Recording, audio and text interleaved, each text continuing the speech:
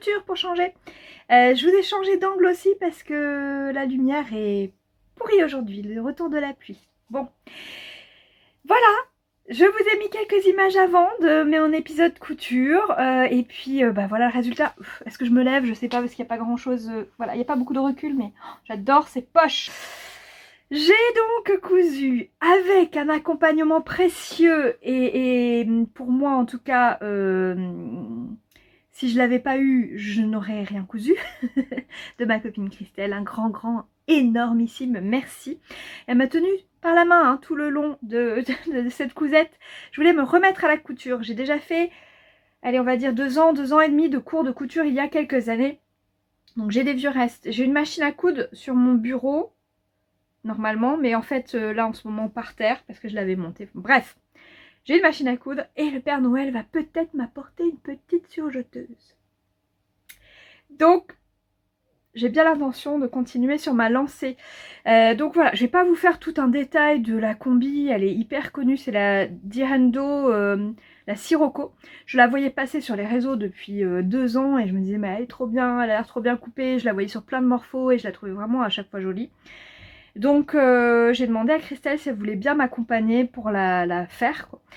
J'ai une autre copine, Fanny, qui coupe beaucoup, qui m'a conseillé le site Little Fabrics, sur lequel j'ai donc acheté le jersey Milano qu'il fallait pour faire la combi.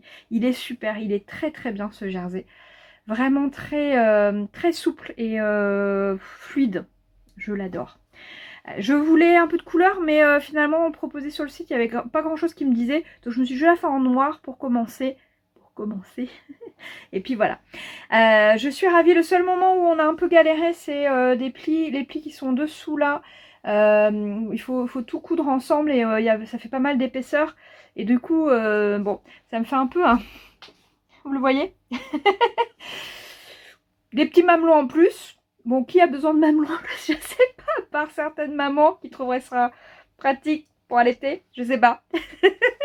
Je vais dire que bon, j'essaie de les cacher un peu, mais je vais voir. J'essaie de trouver une autre solution. Peut-être quand je tire un peu, ça va mieux. Quand je me tiens droite, en fait. Il faut que je me tienne droite. C'est la combi qui me dit, tiens-toi droite, Mimi. Bon, voilà. Bref, je me tiens pas droite. Sinon, c'est un pyjama. J'adore les poches. Elles sont immenses. Et encore en plus on a dû un peu rogner parce que j'avais pris un peu moins de tissu que ce qu'il fallait pour ma taille. Je l'ai faite en taille 46. C'est un peu grand à certains endroits mais franchement je pense que c'est ce qu'il fallait quand même. On a repris un peu au niveau des épaules et au niveau de... Oui, d'ici. Ouais, parce que c'était légèrement grand, mais on n'a pas eu trop de soucis finalement pour la manche. Vous voyez qu'il y a un espèce de petit aiguille. Je pense que voilà, ça pourrait arriver un tout petit peu plus haut pour que ça tombe mieux, mais c'est ma première grosse cousette depuis très longtemps. Donc voilà. Je cherchais pas non plus la perfection dans ce projet. Je suis trop contente. Ça va être ma tenue d'anniversaire demain, de Noël, de réveillon, de toutes les vacances, de dormir, de aller faire cours après avec parce que c'est chic et que c'est confortable et que je peux manger tous les gâteaux que je veux pendant les vacances et ça ne se verra pas. Enfin, en tout cas, pas trop. Donc voilà, je suis super contente du résultat. J'ai très envie de continuer sur ma lancée, donc je vous l'ai dit, petite surjeteuse qui arrive. J'ai envie de continuer avec les jerseys, même si j'ai beaucoup de tissu dans un coffre. Je vous montrerai ça un jour. J'ai pas beaucoup de jerseys, mais j'ai quand même un petit plan en tête. Mon plan, ça serait d'aller, la prochaine étape, faire une jolie petite jupe à Lulu, et j'ai déjà le tissu. Le tissu, c'était un gros fail de leggings que j'avais essayé de lui faire il y a quelques mois, qui était finalement beaucoup trop petit. Donc il me reste du tissu, je vais lui faire une petite jupe droite toute simple avec un élastique, voilà. Niveau 0 pour prendre confiance. Leggings.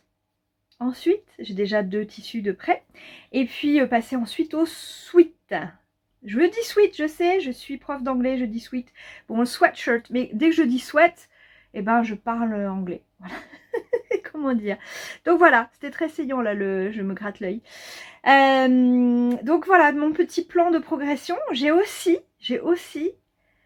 dans l'idée de faire un déguisement parce que j'ai du joli tissu acheté il y a... à la sortie du premier Reine des Neiges. Voilà, mes grandes étaient fans et j'avais envie de leur faire un déguisement Reine des Neiges. Est-ce que ça a été fait? Non. Donc j'ai assez pour faire 2 déguisements en taille 6-8 ans, je crois.